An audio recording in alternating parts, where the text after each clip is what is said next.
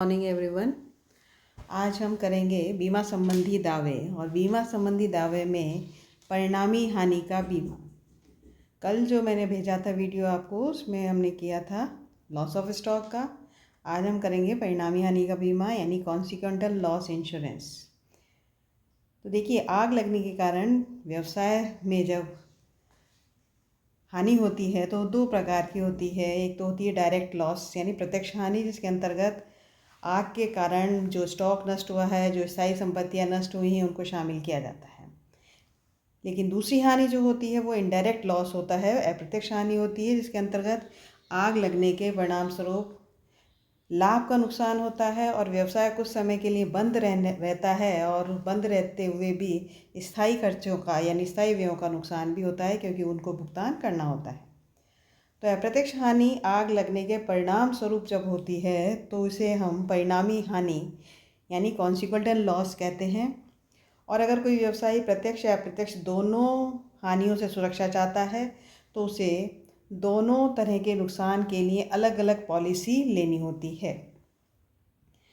तो इस तरह अप्रत्यक्ष हानि से सुरक्षा के लिए जो पॉलिसी ली जाती है उसे हम कॉन्सिक्वेंटल लॉस इंश्योरेंस कहते हैं, ये परिणामी हानि का बीमा कहते हैं, या इसे लाभ की हानि का बीमा भी कहा जाता है।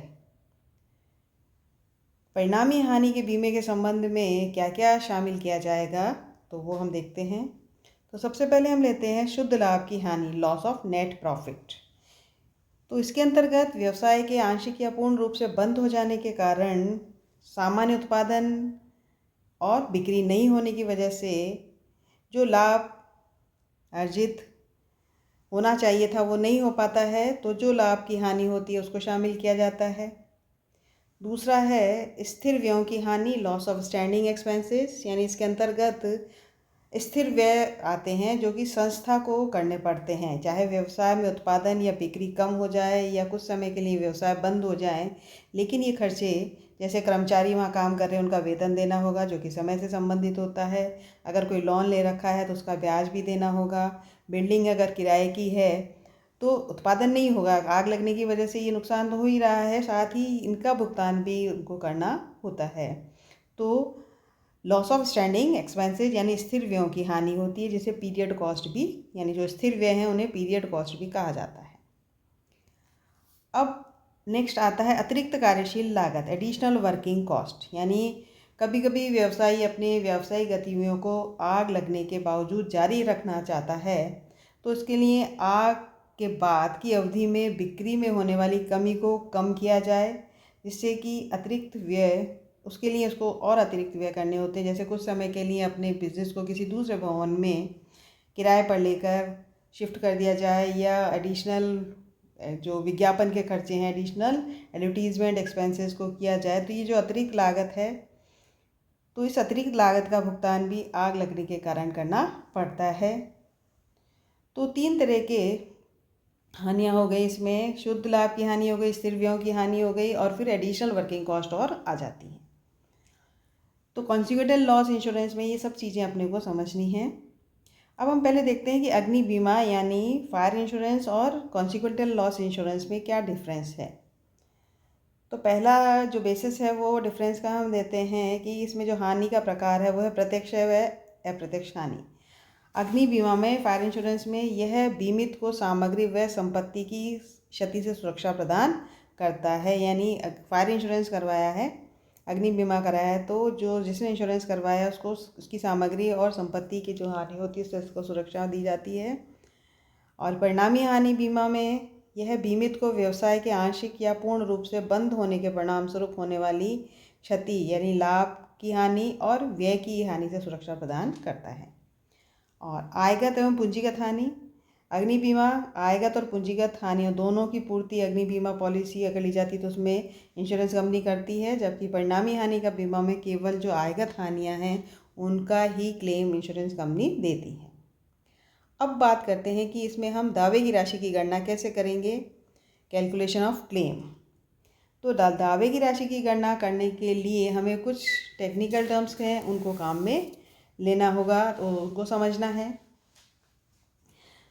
तो क्योंकि जब आग लगती है तो उसमें लाभ की हानि भी होती है, तो सबसे पहले हम टर्म लेते हैं ग्रॉस प्रॉफिट क्या है इसके लिए।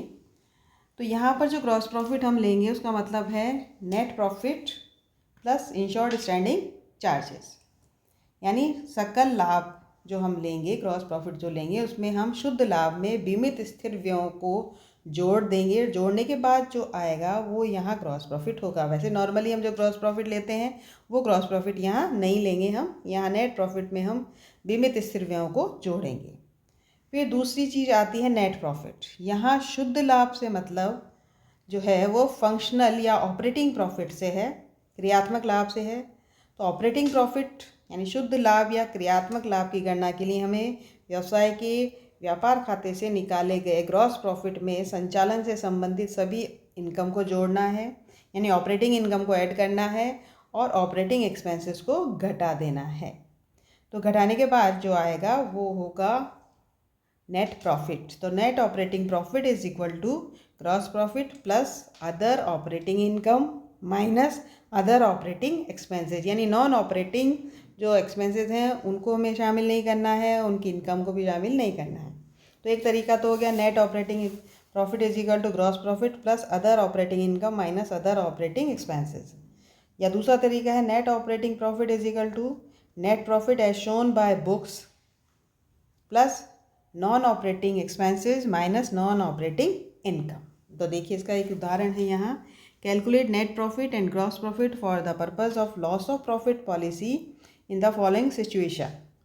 प्रॉफिट एंड लॉस दे रखा है जिसमें वेरिएबल चार्जेस हैं, स्टैंडिंग एक्सपेंसेस चार्जेस हैं, नॉन ऑपरेटिंग एक्सपेंसेस हैं एंड नेट प्रॉफिट दे रखा है 20,000 का।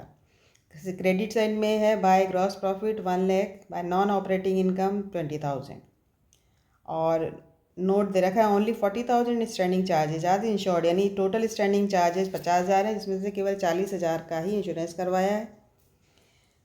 तो हम नेट ऑपरेटिंग प्रॉफिट निकालेंगे। तो देखिए ग्रॉस प्रॉफिट के आधार पर निकालें तो gross profit plus other operating income minus other operating expenses. तो यहाँ ऑपरेटिंग इनकम तो है ही नहीं, तो ग्रॉस प्रॉफिट 1 लाख है, अदर ऑपरेटिंग इनकम नहीं है। तो अब यहाँ लेंगे हम, माइनस करेंगे इसमें से ऑपरेटिंग एक्सपेंसेस। ऑपरेटिंग एक्सपेंसेस में स्टैंडिंग चार्जेज आ जाएंगे 40,000, स्टैंडिंग चार्जेज आ जाएंगे 50,000 और वेरिएबल चार्जेज आ जाएंगे 40,000। तो इन दोनों को ऐड करके माइनस करेंगे तो आ गया ये नेट ऑपरेटिंग प्रॉफिट 10,000 का। अब अगर हम ग्रॉस प्रॉफिट निकालें इससे तो हम ग्रॉस प्रॉफिट कैसे लेंगे, net profit plus insured standing charges. तो नेट प्रॉफिट है 10,000 और इंश्योर्ड स्टैंडिंग चार्जेस हैं 40,000, दोनों को ऐड कर लिया तो आ जाएगा 50,000। तो यहाँ ग्रॉस प्रॉफिट जो हमने लिया उसके लिए हमने पहले नेट प्रॉफिट निकाला और नेट प्रॉफिट में हमने बीमित स्थिर व्यय इंश्योर्ड स्टैंडिंग चार्जेस को ऐड किया, तो ऐड करने के बाद आ गया ग्रॉस प्रॉफिट। अब थर्ड है, इसमें तीसरी चीज़ आती है स्थिर व्यय स्टैंडिंग एक्सपेंसेस, यानी व्यवसाय में कुछ व्यय स्थिर प्रकृति के होते हैं और ऐसे खर्चे उत्पादन या बिक्री के घटने बढ़ने से प्रभावित नहीं होते, इनका संबंध समय से होता है, इसलिए ये खर्चे समय से संबंधित होने की वजह से उत्पादन हो या ना हो इसका इन पर कोई प्रभाव नहीं पड़ता है। तो ऐसे खर्चों में स्थायी कर्मचारियों का वेतन, भवन का किराया, ये सब चीज़ें आ जाती हैं। तो standing charges next fourth term, इसमें फोर्थ जो टर्म है वो है इंश्योर्ड स्टैंडिंग चार्जेज, यानी स्थिर व्ययों का वह भाग जो बीमित है, यानी जिनका इंश्योरेंस करवा लिया गया है, तो वो कहलाते हैं इंश्योर्ड स्टैंडिंग एक्सपेंसेस। तो जैसे इससे पहले वाले 9th एग्जाम्पल में हमने देखा था कि स्टैंडिंग चार्जेस 50,000 है लेकिन बीमा कराया 40,000 का, तो टोटल स्टैंडिंग चार्जेस तो हो गए 50,000 लेकिन इंश्योर्ड स्टैंडिंग चार्जेस होंगे 40,000, यानी जो बीमित जो स्थिर व्यय ऐसे हैं जिनका बीमा करवा लिया गया वो बीमित स्थिर व्यय है और जिनका नहीं करवाया गया वो अबीमित अनइंश्योर्ड स्टैंडिंग चार्जेस हैं। एंड फिफ्थ टर्म आती है क्षतिपूर्ति की अवधि इंडिमेंटी पीरियड, यानी इंडिमेंटी पीरियड आग लगने के कारण क्षतिपूर्ति, यानी आग लगने के कारण जब काम बंद हो जाता है, उत्पादन बंद हो जाता है, तो यह वह अवधि है जिसमें आग लगने के कारण क्षतिपूर्ति प्राप्त की जा सकती है। क्षतिपूर्ति की अवधि 3 चीज़ें मैं आपको बताऊंगी, इन तीनों में जो सबसे कम अवधि होगी वही इंडिमेंटी पीरियड होगा। तो पहला है आग लगने के कारण वास्तविक व्यवधान, यानी वास्तविक रूप में कितने समय तक काम रुका रहा वो। दूसरा, पॉलिसी में वर्णित अवधि, यानी जो इंश्योरेंस पॉलिसी ली गई उसमें किस अवधि, इसके लिए इंडिपेंडेंट पीरियड के लिए कितनी अवधि निर्धारित उन्होंने करके लिखी है वो आ जाएगी। और तीसरा है 12 माह अधिकतम अवधि। तो इन तीनों में जो सबसे कम पीरियड होगा वो इंडिपेंडेंट पीरियड होगा, क्षतिपूर्ति अवधि होगी। और उस क्षतिपूर्ति अवधि में जितना लॉस हुआ है उस लॉस की को कंपनसेट करेगी इंश्योरेंस कंपनी। नेक्स्ट टर्म आती है सिक्स्थ, विशेष परिस्थिति वाक्य, स्पेशल सर्कमस्टांसेस क्लॉज, यानी कई बार बीमा पॉलिसी में विशेष परिस्थिति वाक्यांश भी दिया हुआ होता है। तो इस स्पेशल सर्कमस्टांसेस क्लॉज में यह उल्लेख रहता है कि चालू वर्ष में गत वर्ष की तुलना में किन्हीं विशेष परिस्थितियों के कारण बिक्री या सकल लाभ में वृद्धि या कमी होगी, तो चालू वर्ष में लाभ की हानि का अनुमान लगाते समय उस बात को भी ध्यान में रखा जाएगा। तो ये सारी टेक्निकल चीज़ें हैं। ये समझने के बाद अब हम निकालेंगे दावे की राशि की गणना। अलग अलग स्टेप हैं इसके। तो पहला स्टेप हम लेते हैं वो है बिक्री में कमी की गणना, यानी कैलकुलेशन ऑफ शॉर्ट सेल्स। अब व्यवसाय में लाभ की हानि का जो आधारभूत कारण क्षतिपूर्ति अवधि में सामान्य स्तर की बिक्री की तुलना में कम बिक्री होना, क्योंकि आग लग गई, व्यवसाय में व्यवधान उत्पन्न हो गया, तो उस पीरियड में क्षतिपूर्ति की अवधि की समय में वास्तविक बिक्री जो गत वर्ष में हुई उसी के आधार पर बिक्री नहीं होगी, बिक्री कम हो जाएगी। तो ऐसी बिक्री की हानि ज्ञात करने के लिए देखा जाता है कि यदि व्यवसाय दुर्घटनावश बंद नहीं होता तो क्षतिपूर्ति अवधि में सामान्य बिक्री कितनी होती। इसे तो हम स्टैंडर्ड सेल्स कहेंगे, जिसे प्रमाप बिक्री या संभावित बिक्री कहा जा सकता है। और अग्नि दुर्घटना के बाद क्षतिपूर्ति अवधि में वास्तव में कितनी बिक्री हुई, उस बिक्री को हम प्रमाप बिक्री में से घटा देंगे। तो घटाने के बाद जो आएगा, अब प्रमाप बिक्री जब हम निकालेंगे, स्टैंडर्ड सेल्स जब हम निकालेंगे, तो स्टैंडर्ड सेल्स में हम पिछले वर्षों का ट्रेंड देखेंगे कि पिछले वर्षों का ट्रेंड क्या है, बिक्री बढ़ रही थी, इंक्रीजिंग ट्रेंड था या डिक्रीजिंग ट्रेंड था। तो उस ट्रेंड के आधार पर हम उसमें एडजस्टमेंट करेंगे। तो देखिए इसमें कैसे निकालना है। Previous year sales during the independent period, यानी अभी जो क्षतिपूर्ति की अवधि है उस क्षतिपूर्ति की अवधि में पिछले वर्ष उसी पीरियड में कितनी बिक्री हुई। इसमें करेंगे add adjustment for increasing trend of sales. अगर इंक्रीजिंग ट्रेंड है सेल्स का तो उतना परसेंट अब इसमें ऐड कर देंगे, और अगर डिक्रीजिंग ट्रेंड रहा है तो हम उतना लेस कर देंगे। लेस करने के बाद जो आएगा वो आ जाएगा adjusted standard sales. Adjusted standard sales में से हम actual sales during the inventory period, क्षतिपूर्ति अवधि में वास्तव में कितनी बिक्री हुई वो हम घटा देंगे। तो घटाने के बाद जो आएगा वो आ जाएगा अमाउंट ऑफ शॉर्ट सेल्स, यानी शॉर्ट सेल्स आ गई है। अब देखिए एग्जाम्पल, इसमें 10th एग्जाम्पल है कि 1 अक्टूबर 2017 को सुनील के गोदाम में आग लग गई एवं क्षतिपूर्ति की अवधि 3 माह है। तो 1 अक्टूबर 2017 से 31 दिसंबर 2017 तक की बिक्री 70,000 रुपये थी। इसी अवधि के लिए पिछले वर्ष की प्रमाप बिक्री 2.5 लाख रुपए थी। विक्रय में प्रतिवर्ष 20% की वृद्धि अनुमानित है। बिक्री में कमी की गणना कीजिए। यानी इंडिपेंडेंट पीरियड जो 1 अक्टूबर 2017 से 31 दिसंबर 2017 का है, तो उससे उसी पीरियड में गत वर्ष में जो सेल्स हुई थी, sales from 1 October 2016 to 31 December 2016 2,50,000। Add in expected increase in sales, यानी इंक्रीजिंग ट्रेंड था तो इसका 20% इंक्रीज होगा, 2.5 लाख का 20% 50,000 हम ऐड कर देंगे तो आ जाएगा एडजस्टेड स्टैंडर्ड सेल्स 3 लाख रुपए। अब इस 3 लाख में से हम करेंगे less sales of independent period, actual sales during independent period वो है 70,000। तो गत वर्ष में तो इतनी बिक्री थी, 2.5 लाख की थी, लेकिन व्यवधान की वजह से बिक्री कम हो गई, तो 70,000 इसमें से घटा देंगे तो अमाउंट ऑफ शॉर्ट सेल्स आ जाएगा 2,30,000। अब इसी का सेकंड स्टेप, ये तो शॉर्ट सेल्स की गणना हो गई। अब दूसरे चरण में हम निकालेंगे सकल लाभ की दर, यानी calculation of rate of gross profit. Gross profit कैसे निकालना है हम पहले समझ चुके हैं। तो इस दर की गणना दुर्घटना के तुरंत पूर्व के अकाउंटिंग ईयर के trading and profit and loss में जो इन्फॉर्मेशन दे रखी है उसमें एडजस्ट करके हम निकालेंगे। तो अगर पूर्व के लेखा वर्ष के व्यापारम लाभानि खाते में नेट प्रॉफिट दिखाया है, तो ग्रॉस प्रॉफिट निकालने के लिए हम लिखेंगे rate of gross profit is equal to net profit plus insured standing charges upon sales of previous accounting year into 100। तो ये आ जाएगी रेट ऑफ ग्रॉस प्रॉफिट। अब अगर गत वर्ष में ग्रॉस प्रॉफिट की जगह लॉस है, यानी शुद्ध हानि, नेट लॉस दे रखा है, तो शुद्ध हानि की दशा में हम सकल लाभ की दर इस तरीके से निकालेंगे। Rate of gross profit is equal to insured standing charges minus reduced net loss upon sales of previous accounting year into 100। ये हम करके निकालेंगे। अब यहाँ इंश्योर्ड स्टैंडिंग चार्जेस भी हमें दिए हुए होंगे, sales of previous accounting year भी होगी, लेकिन रिड्यूस्ड नेट लॉस कैसे निकालना है? तो रिड्यूस्ड नेट लॉस निकालने के लिए इज इक्वल टू होगा net loss into insured standing charges upon total standing charges.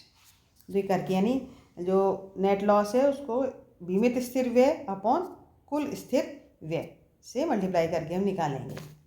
अब देखिए इसमें एग्जांपल है, calculate the rate of gross profit and illustration 9 assuming sales and insured standing charges are 2,40,000 and 40,000 respectively. यानी इससे पहले जो हमने 9th एग्जाम्पल किया था उस एग्जाम्पल के आधार पर हमें यहाँ रेट ऑफ ग्रॉस प्रॉफिट निकालनी है। तो उस 9th एग्जाम्पल में नेट प्रॉफिट आया था 10,000, उसके बीमित स्थिर व्यय दे रखे थे 40,000 और उसकी बिक्री जो है, बिक्री की इन्फॉर्मेशन यहाँ दे रखी 2.5 लाख रुपए की है। तो 40,000 प्लस 10,000 या नेट प्रॉफिट 10,000 है, 10,000 प्लस 40,000 बटा 2,50,000 इंटू 100, यानी तो हो गया 10,000 प्लस 40,000 50,000 डिवाइडेड बाय 2,50,000 इंटू 100। तो ये आ गया इसका 20% रेट ऑफ ग्रॉस प्रॉफिट। अब नेक्स्ट एग्जाम्पल है, calculate the gross profit and gross profit percentage for the purpose of insurance claim from the book of Messrs Hari and brothers. अब इसमें trading and profit and loss account दे रखा है, opening stock है, purchase, gross profit, sales, closing stock, variable expenses, standing charges, gross profit and net loss दे रखा है और दे रखा है बीमित स्थिर व्यय है 90,000 के, इंश्योर्ड स्टैंडिंग चार्जेस 90,000। तो ग्रॉस प्रॉफिट निकालना है। सबसे पहले ग्रॉस प्रॉफिट के लिए हम क्या लें, यहाँ नेट लॉस दिखा रखा है, तो ग्रॉस प्रॉफिट के लिए फॉर्मूला क्या हो जाएगा, insured standing charges minus reduced net loss. Insured standing charges है 90,000 एंड रिड्यूस्ड नेट लॉस हमें निकालना है। तो रिड्यूस्ड नेट लॉस के लिए फॉर्मूला है net loss into insured standing charges upon total standing charges. तो यहाँ नेट लॉस 80,000 है और इंश्योर्ड स्टैंडिंग चार्जेस बीमित स्थिर व्यय 90,000 है एंड टोटल स्टैंडिंग चार्जेस हैं 1,20,000। तो रिड्यूस्ड नेट लॉस आ गया इसका 60,000। तो gross profit 90,000 minus reduced net loss 60,000 करने के बाद ग्रॉस प्रॉफिट आ रहा है 30,000। अब रेट ऑफ ग्रॉस प्रॉफिट निकालनी है, तो रेट ऑफ ग्रॉस प्रॉफिट के लिए फॉर्मूला होगा insured standing charges minus reduced net loss upon previous accounting year sales into 100। तो insured standing charges 90,000, reduced net loss 60,000, sales है 3 लाख इंटू 100 कर रहे हैं, तो 30,000 बटा 3 लाख इंटू 100 कर रहे हैं, तो रेट ऑफ ग्रॉस प्रॉफिट आ रही है 10%। तो इस तरीके से 2 स्टेप मैंने आज आपको बताए। इसके आगे 2 स्टेप और हमें करने हैं, 2-3 स्टेप और करने हैं, तो उनको हम नेक्स्ट वीडियो में